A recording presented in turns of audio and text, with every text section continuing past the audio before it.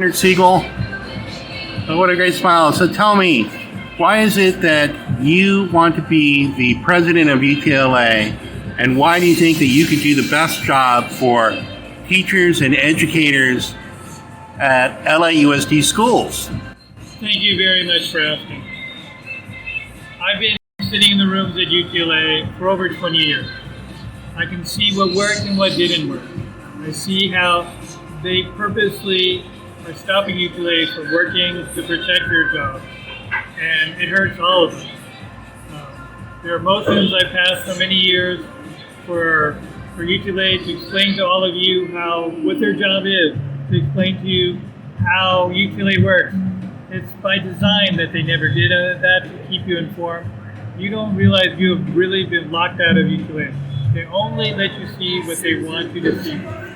And even like currently right now, with getting ready for a strike, where they say, "Come, tell me what you want," because the only way the current leaders know how to try to get the district to give them what they want is to try to force them with a strike. These people have been in office for over 10 years, and Wow. we have 85 pages of unaddressed issues that are in the quote-unquote expanded bargaining agreement. Yeah. But that's just what they've narrowed it down to. There are way more than 85 pages of unresolved issues that we've had since these people have been in office for 10 years. So it sounds they're like still unresolved. So it sounds like that definition of insanity is trying the same thing over and over again, expecting to get different results. Where you have a new way of doing things. You are saying that you have a better way to get better pay. So can you tell me just a little about that? Because I know that teachers in Los Angeles Unified School District are not paid as well as other teachers in our great state of California, and that needs to change, right? So I hear some exciting ideas about how to get people better pay and better work conditions other than just forcing people to strike. Well, first of all, we need to take the majority of the situation out of the hands of superintendents and LAUSD by going straight to the state legislature and get an automatic cost of living adjustment every year. That makes sense. Which the police and fire for Los Angeles, they have that automatically. Then, because if you don't get at least that, then you have a pay cut if you don't at least keep up with the cost of living. This is a very expensive place for teachers to be living. For anyone to be living, right? But so here's the other thing. There are other sources of income. One is to go to the state to earmark money for our raises that the school district and the superintendent can't touch.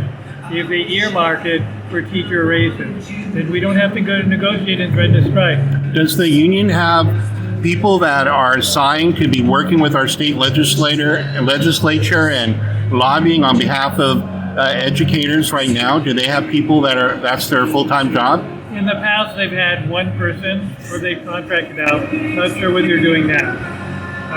But it doesn't really look like they're doing anything to help us in the state legislature. They're deferring to other affiliates to do all the work for us. They're not really doing stuff to help us as LAUSD employees. The other ways to go ahead and get it is every 3 years, instead of waiting every 3 years, we need to watch how they're spending their money at school board meetings. We need to have people who are experts and talking to the school board meetings at every school board meeting, making sure that the money they're spending is spending on things that will help us and help in the classroom instead of some corporations and over-testing and building buildings. We need some buildings, but not all the buildings they're building. Those are things that could be going to teacher raises, to support us in other ways to support us in the classroom. Well, I hear that from a lot of teachers I've been talking to, that they feel as though the union isn't really there for them. They're focused elsewhere. They're not focused on the teachers in the classroom and what they need, and putting a lot on teachers without really being there for them when they need it because they're distracted elsewhere. That's what I've been hearing from. Isn't that what you've been hearing from teachers? Yeah, I hear from teachers saying they feel like they're being left out, they're being abandoned, or they're being thought of as last. Everyone ahead of them, and everything is in the classrooms. The kids and the teachers and the other staff that help us, support staff that help us at the school. There's multiple ways as far as to increase income. Besides going straight to the state, besides watching how the school board is spending the money during the 3 years instead of waiting till negotiations. But then there's also, we can develop new streams of income. There are students who've made $1 million in elementary school, middle school, and high school. Can you give me an example of one way that a student has made that much money while in school? Sure, thanks for asking. So in elementary school, there was a student who he loved dinosaurs. He made a dinosaur board game. His dad licensed it to a game company. He made $1 million.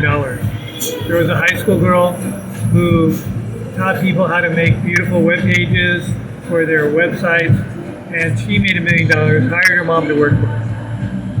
Our kids are brilliant. We could be making better use of their time. We have to ask ourselves, what is the opportunity cost of something we're teaching them that they can just look up on Google or ask a smart speaker for, versus working on something, a skill like reading, that they need to use every day, that they can use to continue learning and growing. And then aside from the skills, what are the skills that can help them make money even now, that they can get paid now, as far as building websites, learning new technology, learning AI, learning to make things that can be sold right now. I can imagine that students would really be excited about coming to school every day if they were actually learning about the latest technology, about music, things that excite them, things that actually are rewarding financially and emotionally and mentally, and that would result in higher funds for the schools because you would have more enrollment, higher enrollment. That would be better for teachers, right? And more attendance. There would be greater attendance. Greater attendance. You can't keep the grades up if they're not showing up. Well, that's brilliant, Leonard. That's really great. Now, I want to ask you about yourself. I understand that you have many years of experience on the board of UTLA, and that you were very successful with your committee that you were in charge with. Can you tell me about how you were successful and why you were successful with running your committee? Well, first we got a budget for a newsletter and reached out to people, whereas, for example, right now the current administration, they have stopped the United Teacher newspaper that was keeping you all informed about what's going on and keeping UTLA accountable. They have blocked that so you don't know what's going on.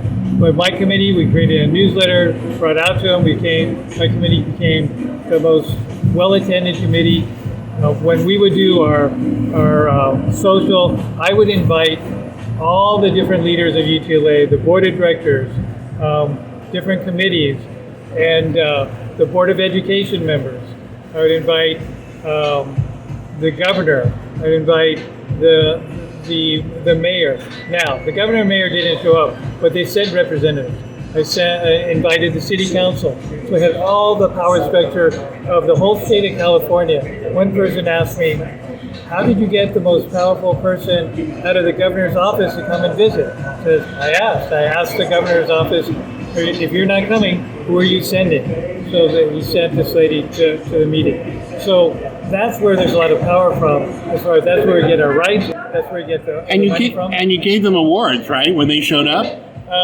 Actually, I gave awards to previous UTLA members who had done a lot for UTLA, and then made this award ceremony where I invited all the most powerful people in the whole state of California. That's brilliant. You know, people love award ceremonies. If you've seen them on TV, right, everyone getting dressed up and getting awards, and people love that. So that's a great idea to get people on your side as teachers, as educators. Bring in the people instead of being adversarial with the school district and the state, to actually get them to be in your corner. I think that's a really great idea. In fact, one of the people that came to my event was the superintendent at the time and his chief of staff. Whereas our current president, when the superintendent came to town, said, let's meet unofficially, socially, and see how we can work together. And she said, she turned him down and said, I don't play that way. She was very adversarial. I think we need to go ahead and create win-win situations, see how we can work together for our mutual benefit so that we all win. I think that's really great. And I think you probably picked that up from your background in business, that you're going to get further by working as a team and collaborating and reaching out to people to involve them in solutions than you are by creating an adversarial environment. And I think most people who have a business background will understand that they have to build teams and collaborate with all stakeholders. So I think that's a really great example of your leadership, Mr. Segal. I want to thank you for spending this time answering a few questions. And again, you want to tell me the position you're running for and introduce yourself again? Sure, yes. My name is Leonard Segal. I'm running for president of United Teachers of Los Angeles, along with a whole slate, the United Team for Change slate, of which every one of our candidates have the experience, the talent to do the job. It's one of the problems we've had with UTLA. They knew how to get elected. They didn't know how to do the job. They didn't have any background in finance and for the treasury position or for the secretary for administrative. You know how important the SAA is at your school. For UTLA's secretarial position, most of the time, they don't even have computer skills necessary to do the job. And that's why UTLA has been working as well as it can when you vote for Leonard Segal for president and the whole United Team for Change state, which you can go to at the website is ut4c.com. It's ut4c.com. So that's the letter U, the letter T as in team, the number 4, and the letter C as in competent, Correct. right? .com, and to get your voting guide. And this is the time to really show up and vote and make your vote count. So your job is going to improve, your pay is going to improve, and your union that you pay dues for is going to put you first. Not last, but first when you're the president of UTLA, right, Mr. Segal? Correct. Thank you very much for your time.